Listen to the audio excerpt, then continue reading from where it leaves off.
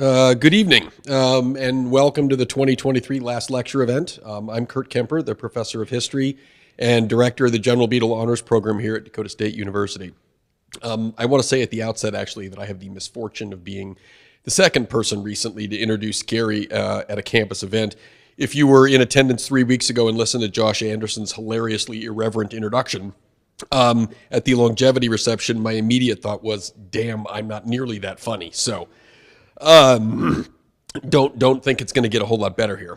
Nonetheless, tonight's event is hosted by the General Beadle Honors Program in conjunction with support from the Office of Jose Marie Griffiths, and we are grateful that President Griffiths annually manages to shoehorn this event into her impossibly busy schedule. The last lecture is balloted in the spring semester of every year, with the honors students selecting from all faculty and coaches who are retiring in that term. Some years we don't have any eligible faculty retirements, and some years the students have voted not to honor a lecturer. But either way, the decision is that of the students alone. The lecture is meant to serve as a valedictory for the honored lecturer, but it also marks the culminating event of the academic year for the General Beadle Honors Program. And usually I will like to run through the names of our seniors and acknowledge them. Abigail Armstrong, Olivia Armstrong, Cage Boshi, Darren Dutcher, Matthew Lenners, Savannah Maris, Eddie McGregor, and Jackson Rudebush. I'd also note that that is a little bit thinner than usual because this group's seniors were what I call my pandemic freshmen. They have faced a lot, they have been robbed of much, but they have accomplished even more. So this is a special group in my mind. Tonight we celebrate Gary Garner and his 14 years of service to DSU and his 50 years in higher education. With tonight's lecture, Gary joins an exclusive club, which admits only one new member a year, and sometimes not even then. So I'd like to acknowledge our previous last lecturers, Ethel Bean in 2017, Sue Conover in 2020, Wayne Pauli in 2021, and Jack Walters last year. The last lecture is an event that can be found on many campuses, though a quick Google search now shows that not as many campuses have succeeded in maintaining their series. The concept originated in 2007 when Carnegie Mellon University's well-respected computer science professor Randy Pausch announced he was diagnosed with pancreatic cancer. His students and colleagues urged him to give a valedictory address before his health robbed him of the opportunity. And in what now has 21 million views on YouTube, Professor Pausch delivered his famous last lecture, Achieving Your Childhood Dreams, to a standing room only lecture hall a few months before his death. The premise of the last lecture is relatively simple. What would you say if you just had one last lecture to give, one last lesson, one last chance to reach us? Would you make us laugh? Would you make us cry? Would you inspire us, incite us, or provoke us? What would you do with one last platform? The last lecturer at DSU is selected by a vote of the honor students, and all faculty, career instructors, and coaches are eligible, but only in the year they retire. So as a result, it is often really a last lecture, but one by design in which the lecturer is without constraint. This is the part you might like, Gary. They are free to humor, to offend, to infuriate, to issue a call to arms or a mea culpa, to warn us of dangers not yet realized, or repent for sins now regretted. Tonight's lecture is entitled, It's Not What Happens to You, It's How You React to It. 50 years in college athletics. How many of Gary's former players have heard that phrase? More than a few.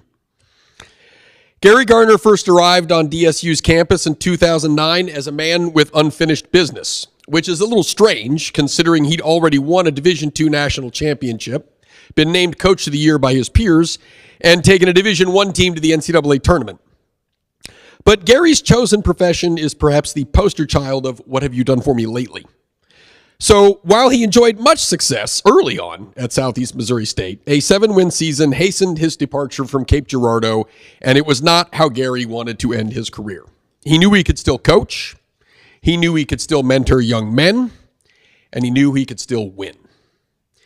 It was DSU's good fortune that not nearly enough athletic directors around the country saw that in Gary. Instead, they mostly focused on the fact that he was 66 years old, something Gene Walkenfuss wisely looked past. Gary arrived in Madison and knew two things. One, we could win right away. And two, we needed a new gym. The first item was going to take less time than the second item. I don't know how soon after Jeff Dittman was hired as athletic director that Gary first raised the issue of a new arena, but I know it came up often. Nick Huntemer, our SID, has charitably described it as every year. I'm not sure if it's a cruel joke that we're finally building it in the year he retires, or it's a fitting tribute that our new coach will now have the benefit of the building Gary spent so much time lobbying for. But when we open that building, I imagine Gary will have a courtside seat. Finally, everyone I've spoken to about Gary mentions the word family, usually in the first 2 minutes. It begins with his lovely wife, Barbara, who often rode the team bus, who almost never missed a game home or away, who got to know all of the players, baking cookies, treats for them, often hosting players from far away when they couldn't travel home for holidays. In fact, I noticed downstairs when all of you guys walked in, every one of you got a hug from Barbara. Gary says his teams are an extended family. He wants to know his athletes as students and individuals rather than just players. And that genuineness also extended to how others saw Gary. He and Jeff Dittman talked regularly about basketball and the state of college athletics. But after Gary's cancer diagnosis in 2017, Jeff admits that everyone in the athletic department took an extra moment each day to ask about Gary and his family, to stop and say hello, and to let him know they were thinking about him. Because that's what family does. So, Coach Garner, you've got about 50 minutes on the clock. You're out of timeouts. Show us what you've drawn up.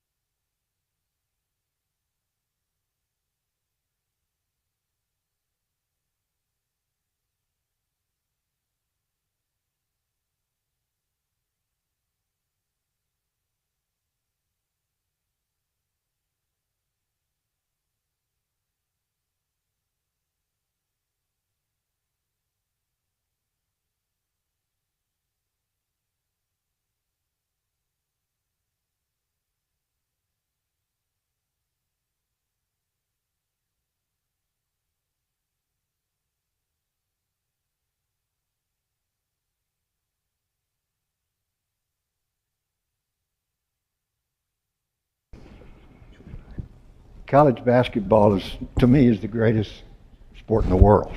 You know, if you talk to a football coach, they'll tell you football is, but some of those guys aren't very smart either. So I wish Josh was here, Anderson, because he and I are good friends, but he lit me up the other night, and I wish he was here so I could light him up a little bit. But, you know, we got started off pretty good at Dakota State, and then I think it was either my fifth or sixth year, I had a serious bout with pancreatic cancer, and the doctors gave me 2 or 3% chance to live, and they took all of my pancreas and third of my colon and stomach and all my spleen and all of my gallbladder, and had to have a cardiovascular surgeon go in there to put some stuff together. And you know, with the good Lord, I overcame that and still wanted to coach. And probably should have retired then. I'll never forget that I'd coached 3 games into that season when I found out I had cancer and had to go have surgery. And I had my assistant, we were playing Dakota Wesleyan, and of course I was home then, but I wasn't allowed to coach. And he called me from Dakota Wesleyan. He said, "Coach, can you come back?" He said, "This is a lot harder job than I thought it would be." So, but I couldn't for a while. But, you know, going back to junior college days, I was the head coach, I was the trainer, I swept the floors, I taped the ankles, you know, drove the station wagon. I had a player that played for me named Bob Weber. He's 70 years old now that calls. And you know what? He's called for probably the last 20 years or more. But he doesn't call me. He calls Barbara and talks to her and then says, tell Coach hi. Yeah. So, but we were going to Concordia. I was at Trenton Junior College. We were going to Concordia, Missouri to play a game. And I get kind of focused before a game. Bob Weber's, we went in 2 station wagons. You youngsters don't even know what station wagon is probably. It's kind of like an SUV, but not as nice. And we had 6 players in each station wagon, and if we had 13 or 14, they had to sit in the back on top of our bags that we took the uniforms in. And we were just going down the highway pretty hard, and I get pretty focused before a game. And the next thing I know, Bob Weber, who's sitting next to me, a player, started yelling at me, Coach, stop, Coach. Well, there's this construction guy, and he's in the middle of the road, and he's got this sign going like that, and then he's running off. And I did finally slow down, but I heard some language that I couldn't use here, for sure. But, you know, the chemistry of a team, and you're always going to be on a team. You know, whether it's your family or whether you're a coach or teacher or doctor, lawyer, custodian, or construction worker or what, you're always going to be a team. You know, at this university, you know, I'm a coach. Jeff Timmons, the athletic who I answered to, he answered to Dr. Griffith. Dr. Griffith answers to the Board of Regents, and just so on. And the first thing you've got to do is realize that you are a member of that team. And as a basketball team, you know, that word trust is so big, boy. And I use it with my players really a lot, that you've got to trust each other. You've got to trust your coach. You've got to trust your coach's system, you know, but you've really got to trust each other, especially on the defensive end of the floor. You know, it's kind of hard to explain without getting on the board and everything, but you just can't, that word trust just means so much. You know, if a defensive postman's got to come across the lane and help, this is just one small example on defense, you know, there's a player you've got to trust that's going to crack down, that's going to take your man. And then you can just go on and on and on about trust. But every good team that I've ever had has really trusted everything. And you've got to have a leader. You know, of course, the first leader is the head coach. And then you've got to have a leader on your team. Mr. Iba, who none of you guys, Dr. Griffith probably knows who Mr. Iba is, but he won 2 or 3 national championships at Oklahoma State, won a couple of Olympic titles. And he told us one time, he said, you must have a locker room guy. You've got to have a locker room guy. Okay, what's a locker room guy? A locker room guy is a guy that when the players come in and they're complaining about, well, coach this, or I don't like this offense or that, that he'll say, shut up, you know, and then talk to them. But you do. You have to have a locker room guy. And I'll never forget what the old football coach at Texas said once about picking a captain or picking a leader. You really don't pick a captain. You really don't pick a leader of your team, a player. You just wait for their head to pop up, and then you say, that's my captain. Yeah. And it happens every time. And there's been a couple of years that we haven't had captains. We've had just game captains. But leadership is, you know, from within the players, having good guys that you can trust. And, you know, retirement had never really entered in my mind until I had cancer, and then I started thinking about it a little bit. But a good friend of mine, a very good friend of mine, Anthony Dreeland, our track coach, I told him one day, when I retire, I want to be a track coach. He hasn't resigned, has he? Okay, he hasn't resigned. And he said, why? And I said, well, heck, all you got to do is tell them hang a left and hurry back. You know. So I wish Anthony was here. A coach is a teacher. You know, you can talk about X's and O's and this and that, but a coach is really a teacher, and he's teaching the game of basketball. And even more than that, he's teaching what a team is. And you have to set goals, you know. And every year we'd set some goals for our team. And I wanted the players also to set individual goals. But, you know, if you're really a member of a team, and if you all play together as a team, regardless of what profession you're in, everybody's going to get pretty much what they want. Everybody's going to be pretty successful. Every once in a while, you'll get a player that, all he wants to do is shoot the ball, that doesn't want to guard anybody on the defensive end, and, you know, that's a little selfish, maybe. It is selfish. But not very often. Usually they come together as a team. And there's two kinds of coaches, or two things that you really got to coach.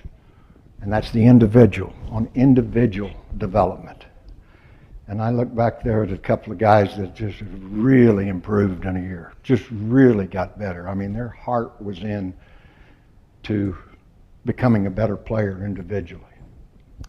And then the second thing is coaching the team. Then you got to put all those individuals together and see what the team can do.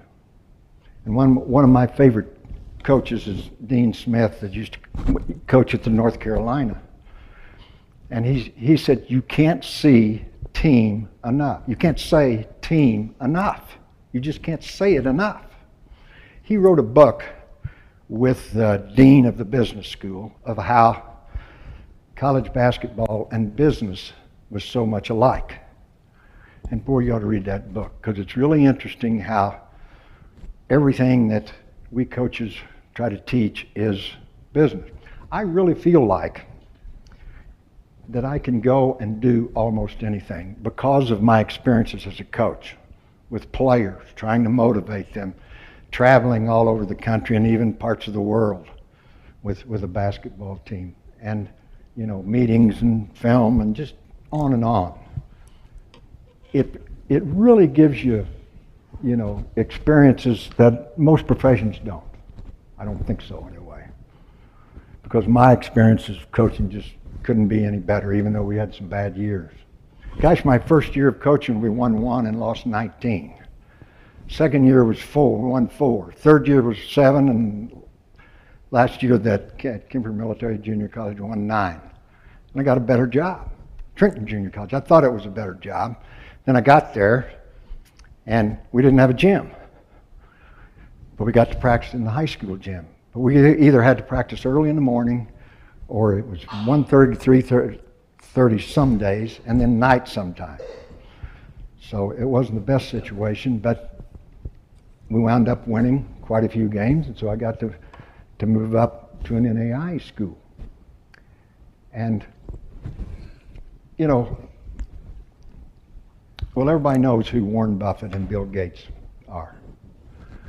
And on television, this was 2, 3, 4 years ago, I was watching them, and they were at a university back east, and they were talking, and the students were there in a situation a lot like this, and they were on a stage.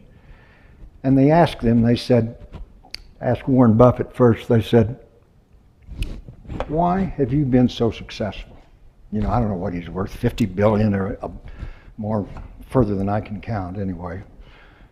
And he said, the first thing is you have to have a tremendous passion for what you do. You have to have great passion.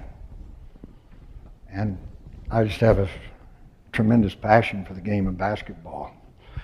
And I had one president tell me, he said, we were talking about passion of different things, and he said, you don't have a passion for basketball, you have an obsession.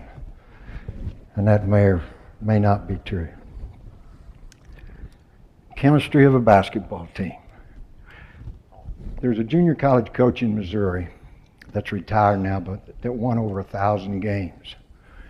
And I drove one time 400 miles to listen to him speak at a clinic. And then I got to talk to him. Gene Bess is his name. And he was talking to some junior college, he said, coaches about recruiting and so forth. And he said to me, those guys all asking me about recruiting and everything. Have they ever thought about chemistry of a team? And boy, that's so true. You know, there's 12 absolutes to coaching. And the first two are the best conditioned team usually wins. Now that doesn't mean if Dakota State goes and plays the Los Angeles Lakers and we're in better condition, we're going to win. But if the talent is relatively even, the best conditioned team is usually going to win. Then the second absolute of coaching is the team that's most fundamentally sound usually wins. And I'm a statistic guy. I look at all kinds of statistics all the time. You know, there's four kinds of shots in basketball. There's the layup or the post shot, really the basket shot, the 2-point jump shot, the 3-point jump shot, and the free throw. Now you players don't answer this because I've told them.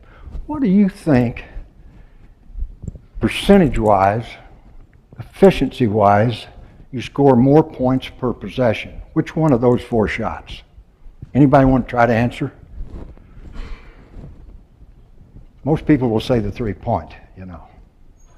No, it's the free throw. I forget what it is, 1.07 or something like that per possession. But the free throw is the most important shot. You got to make your free throws, you know, and you got to get fouled. Now, how do you get fouled? You got to get to the basket. You got to drive the ball to the basket or throw it to the basket and cut or whatever. But you got to get on the free throw line. At one time, the most important statistic, now I don't know whether it still is, I don't think it is, but it's the team that shot the most free throws won the game.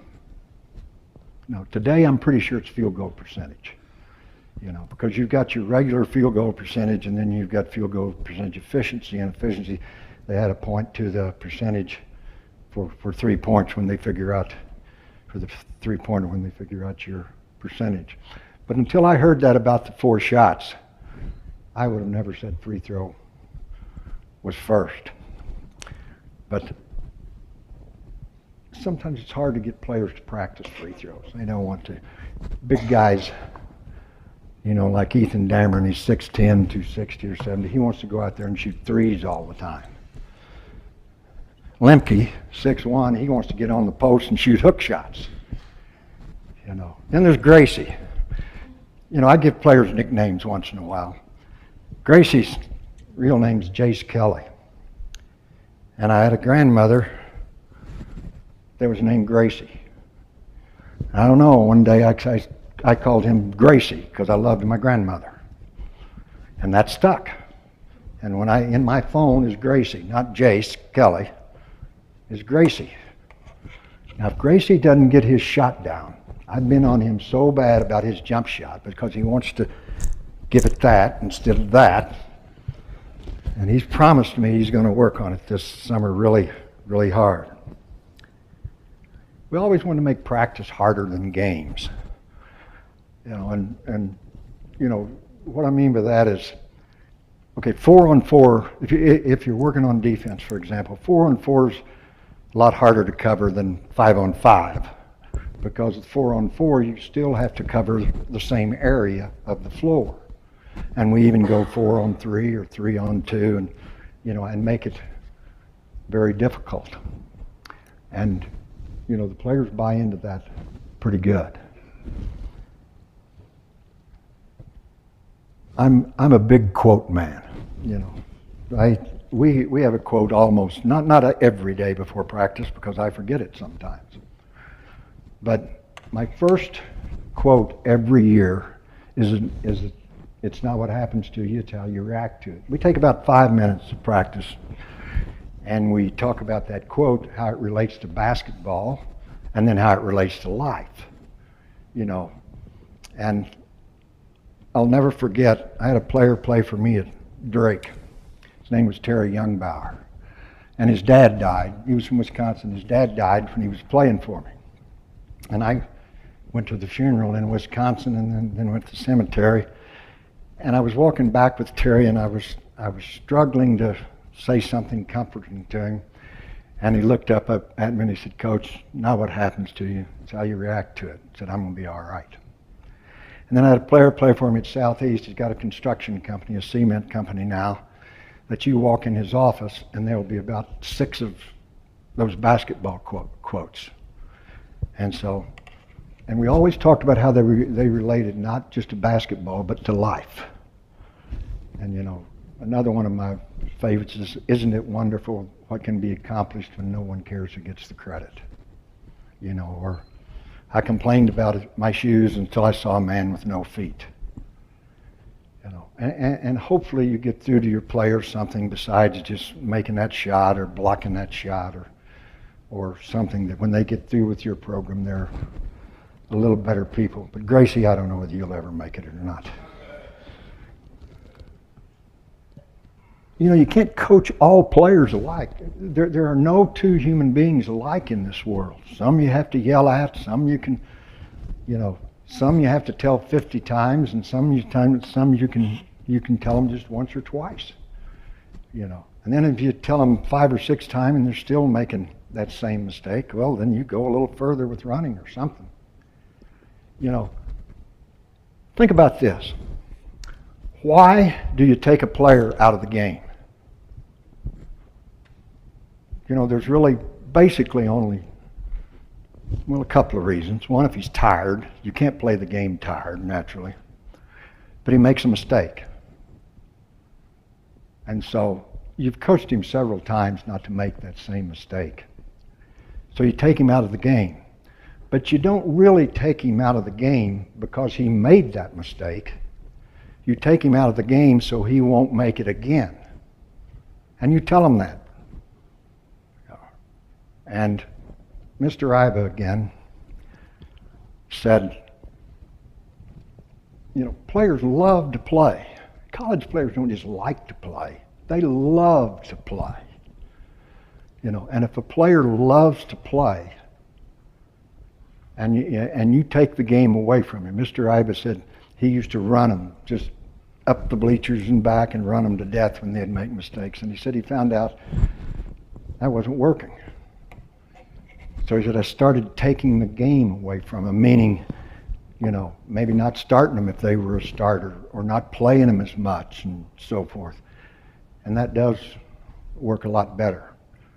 So when you see a coach take a player out of the game, it's not always because of that mistake that he just made. It's so he won't make it again.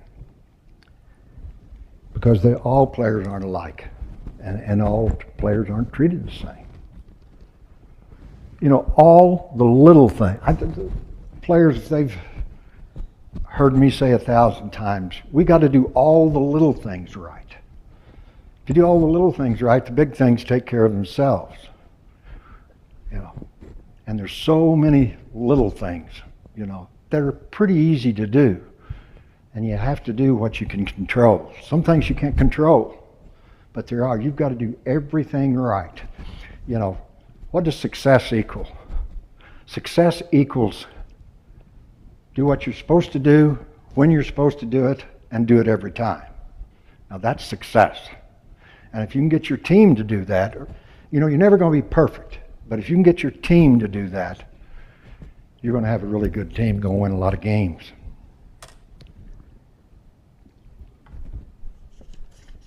I want to talk about toughness a second, because toughness is such a big part of basketball. You know, and when I think most fans that think of toughness, they think of physical toughness. You know, there's physical toughness and there's mental toughness. And most of you in here who knows who Coach Bobby Knight is. had great success at Indiana University, won 3 national championships, and I don't know how many conference championships, but he said mental toughness is 4-to-1 to physical toughness. And I was a pretty young coach then, and I thought, now wait a minute. But boy, I found out that's so true. The mental toughness of a kid. Can you go out and do what you're supposed to do when you're supposed to do and do it every time? Doesn't make any difference if there's 3 people in the fans or 10,000 fans there, whether the score is 10-10 or whether it's tied up with 30 seconds to go. The mental toughness to do everything right, to do all the little things right. And you can't be a really good teammate without doing all the little things right. I had an old coach, I'll never forget, Jack Wallace's name. He was the football coach at Drake, and the pro scouts would fly in to talk to him. The pro coaches, usually assistant pro coaches, and he was really known for the passing game in football. And they'd watch tape, and he would talk to him about the passing game. And he told me once, we'd have coffee together. And I was a young coach, and he was even retired then. And he said, don't ever think you're going to outcoach anybody. He said, that's a mistake a lot of people make. You better do everything that you can to get good players. Everything, then we had media books, Recruiting comes first, or your schedules that you have. Recruiting is first. Everything that you can do is surrounded, by getting talent.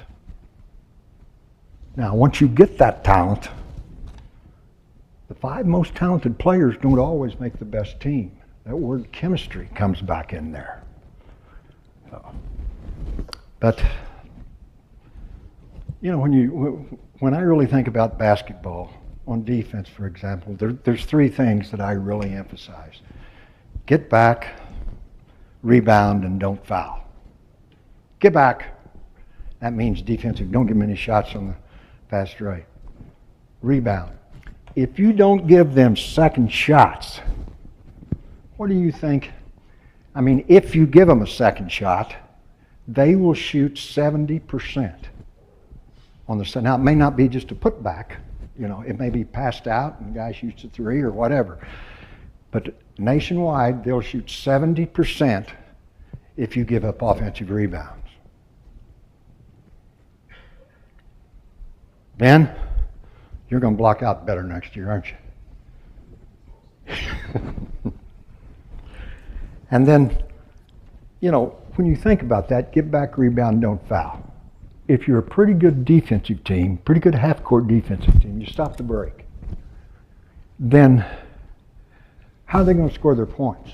They've got to score them all off of half-court. And boy, it's hard to win when you can make them score them all off of half-court. Now, they're going to get a couple offensive rebounds, and they may get a couple of breaks and that type of thing. But overall, you've got to keep them off the offensive boards and don't give them fast break buckets and don't foul them because that's the most efficient shot going. Offense is about spacing. Spacing is offense. Offense is spacing. And I really broke it down. There's 2 things in coaching offensive basketball. Is don't turn that thing over. Don't throw that ball away. And the second thing, but don't take bad shots. Bad shots, as you've heard Jay Billis on TV say many times, bad shots is the first pass on a fast break. And if you can get those 2 things, there's a lot that comes into getting a good shot. It's not easy to go out and get good shots. But you can't take bad shots. Sometimes it's better. I'll never forget when I was at Drake, we went to New Mexico and played in the University of New Mexico tournament. And they had this guard that nobody could guard. You couldn't guard him. He was so quick, 6'3" point guard. But he wasn't a really good shooter, So it really wasn't my idea. My assistant then was Mo Iba, who had been the head coach at Memphis and at Nebraska. It was his idea. But he said, let's just back all the way off to the free throw line on him and make him beat us. but he can't get to the basket where he can pitch it off and do all the things. And we did that, and that was in the finals of their tournament, and we won the finals of their tournament. So, preparing for a game, you really can't do enough preparation. You can't do whatever you're doing in life. I don't think you can do enough really preparation. The film you watch, when you think about it, we always give the players a day off. But you've got 2 games almost every week in college basketball. So you've got to watch tape, at least 3 games of each team you're playing. So that's 6 games you watch. And the one you got to watch the most is your team, that played. And that takes more time. I'm going to guess I averaged at least 20 hours of watching tape a week, during basketball season. And then, but you can't, it's hard to get that all across to players. And I used to, when I first started coaching, I would always get the second team to run the opposing team's offense and how we were going to guard it and everything. And I found out that second team couldn't run it near as well as the team we were going to play. So we started breaking it down into drills. For example, if they screened on the ball a lot in their offense, then we'd just break that down on screen on the ball. Or if it was a double screen away or whatever it was. And that proved to be a lot better. The one thing that, it's really hard is making practice schedules. When Coach Knight, Bob Knight, retired from coaching, he said, the thing I won't miss for sure is making practice schedules. Gosh, it takes me a long time to make one practice schedule. You've only got so much time, and the length of practice is so important. You can practice too long, and the next thing you know, your team's, not wanting to come to practice. So that I'm not going to miss. In recruiting, what do you look for? Well, first of all, it's talent. If they don't have talent, you can. But when I go recruiting, boy, you watch how they, get along with their teammates on the floor, how they pass the ball and how they respond to their coach in timeouts. First of all, how hard do they play, and then you put that talent and those intangibles together and say, do I want to recruit him or I do not want to recruit him?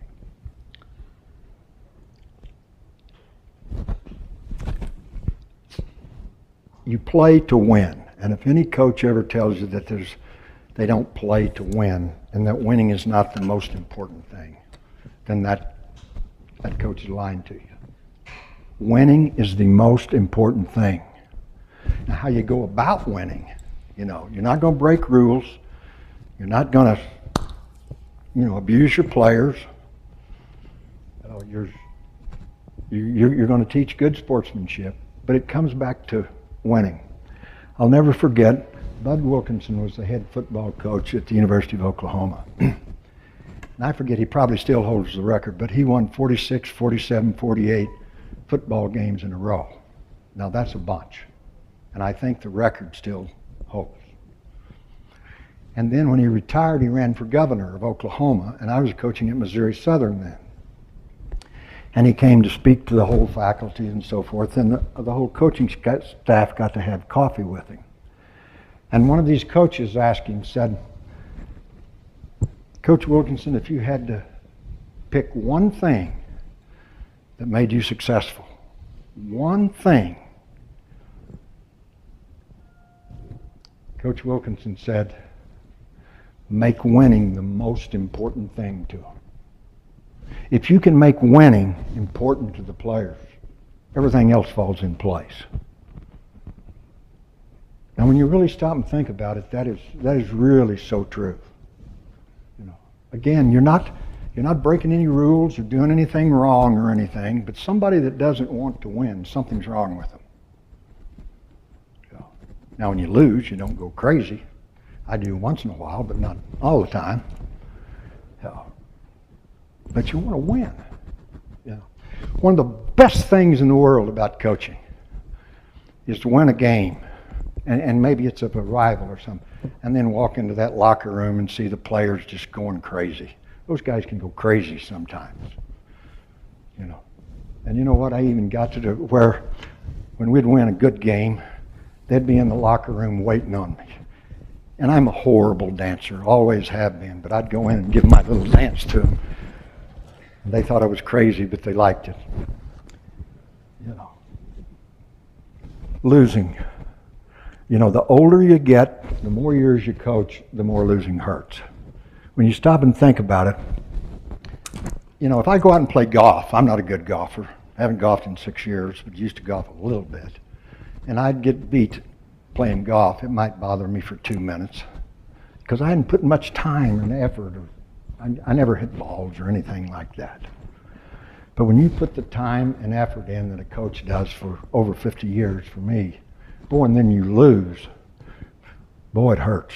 And you've always got to evaluate yourself first. You're going to talk to your players and you're going to show them on tape and you're going to show them what they did wrong. As a coach, you've always got to evaluate yourself first. You know, I've told the players before, you know, when you're pointing the finger at somebody, there's 3 fingers pointing back at you. You know, but evaluate yourself first. And you know what? I can say this now that I'm retired, but I've lost some games. Players didn't lose. I did. You know. So evaluate yourself first. Well, I've got my 45 minutes up here, and I still got almost 2 pages to go. So I'm going to stop. But I got to tell you a quick story. I was coaching this player that never got to play very much. Very seldom got in a game, and we got up 20 or 30 points, and you know, we had those long warm-ups on, you know, we had the pants. Now not many teams wear the pants, but we did at that. And I said, Darren, get in the game. And he took his pants and shoved them down, glad to get them open, and he said, who for? And I said, I don't know. He took his playing pants and everything down. All he had on was a jock strap. And I said, I don't know, but you better pull your pants up first. Okay, I'd like to throw it open for questions. If you got any questions. Wyatt? Oh, boy. Yeah, John. Can you tell us a little difference at the levels of basketball, from the junior college all the way up to the professionals? Yeah. You know, all of them, because I coached in the NBA, it was D-League then, developmental league. Now it's the NBG League, because Gatorade is a big sponsor of it. And there is difference in each level. The talent gets better in each level, but the core principles of coaching are still the same. You've got to try to motivate that player to where he reaches his potential, you know, or gets as close as he can, and the team the same way. The game has changed so much since I started coaching. You know, it was pass. The coaches didn't hardly want you to dribble at all. Now it's dribble. You know, so. But passing is still very important. And Ethan, there's one of the best passers I've ever coached. His only problem was he thought he could throw a basketball through a needle, you know. But he can really pass the basketball. So, John, I don't know whether that answers your question or not, but the same things that are successful in junior college are successful at the NBA level. Now, you got to coach those NBA players different. I was fortunate one time to have lunch with Steve Kerr, who's now the coach of the Golden State Warriors. Then he was general manager for the Phoenix Suns when I was coaching at the NBA D-League. And so he came in to watch us play, and then I got to have coffee with him. And he made an interesting comment to me. He said, in the NBA, he said there's only 3 or 4 coaches that are not afraid of their players. Boy, I thought that was really interesting. You know, because those players are making millions more than he's making. And they're not going to get rid of Magic Johnson. They'll get rid of the coach first, or LeBron James or Michael Jordan or whatever. Now, boy, it's hard to coach at that level because of that. But he said there's 3 or 4. And I don't know whether you guys remember Jerry Sloan, coached the Utah Jazz for so many years, had the foulest mouth in the world. But players that played for him said that they were actually afraid that he would hit them if they, And the coach today that's probably considered the best coach in NBA basketball is Greg Popovich for the San Antonio Spurs.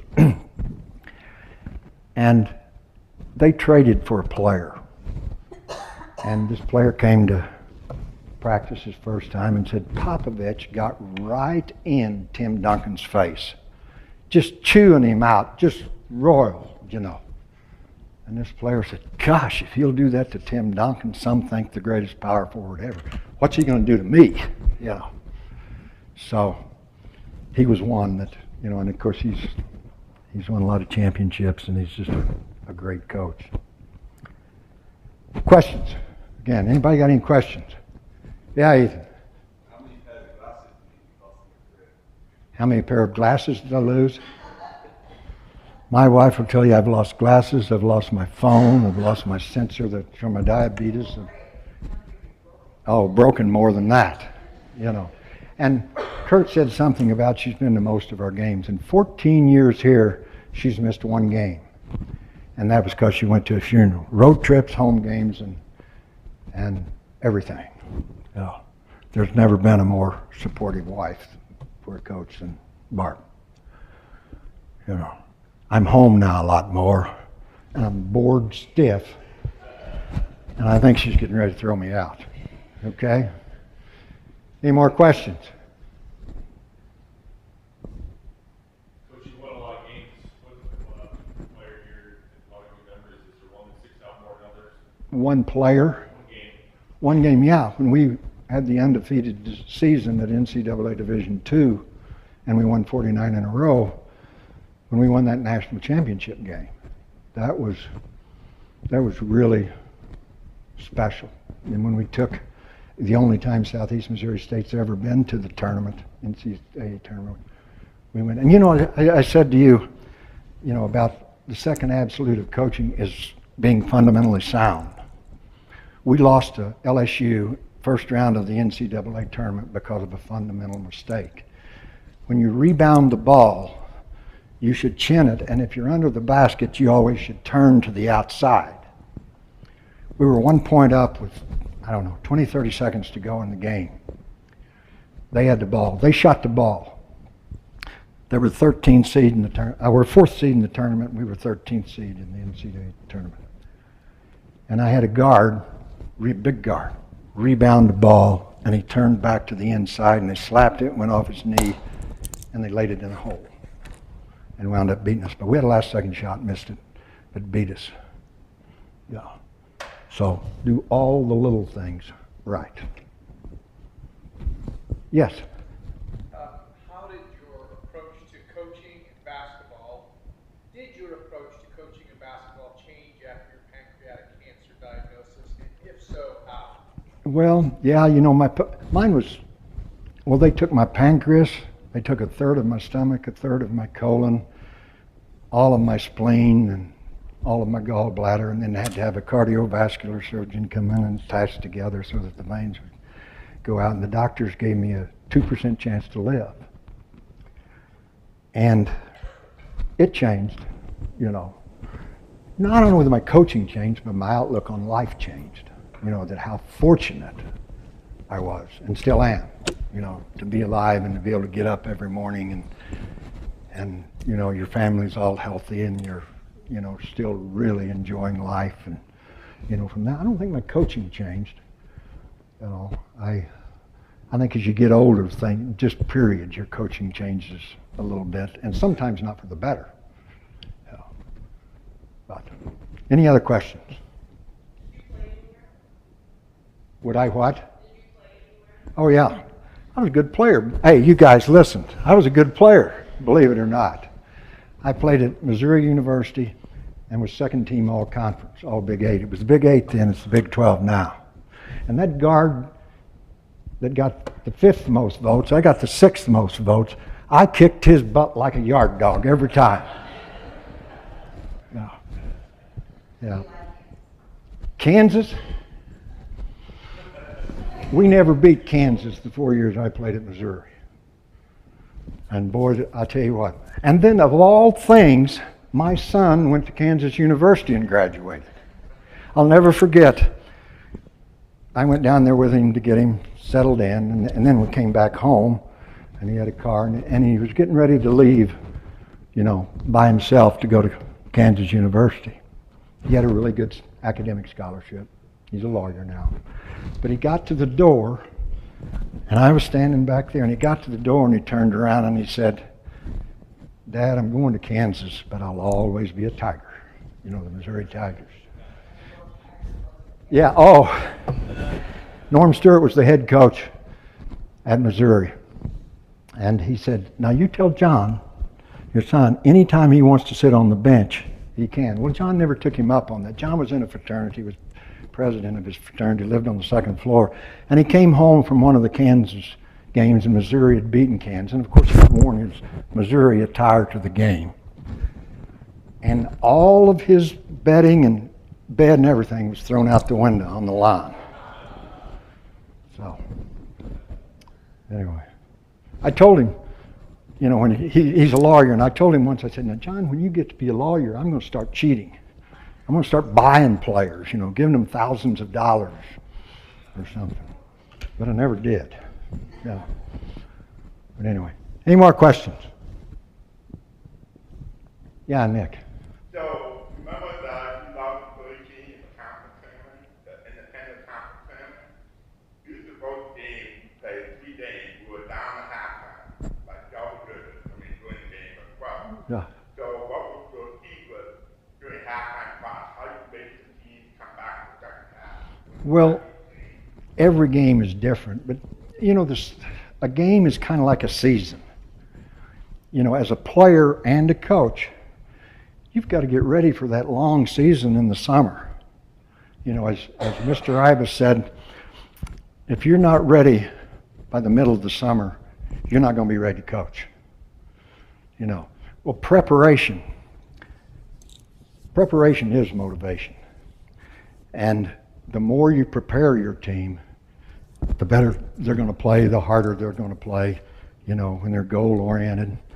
And we were known there for my first 7 or 8 years of, as you know, Nick, the second half of the season was always much better than the first half of the season. And it's kind of the way it is with our team. And we were always a little better in the second half than we were the first half. And I think part of it comes back conditioning and fundamentals. Conditioning, and then those fundamentals will catch up with you. Maybe not the first half, but the second half. You know, and then leadership. Boy, if you've got a good captain, and you know, that'll be on the floor and really take charge of the dressing room. And if it's a bus or if it's back in the hotel, boy, that really helps. But we have been more successful in second halves and second halves of the season. Yeah. Okay. Any more questions? Okay, well, I bored you to death, I'm sure.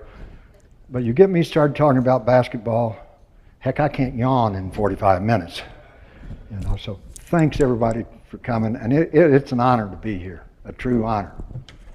Okay, thank you guys.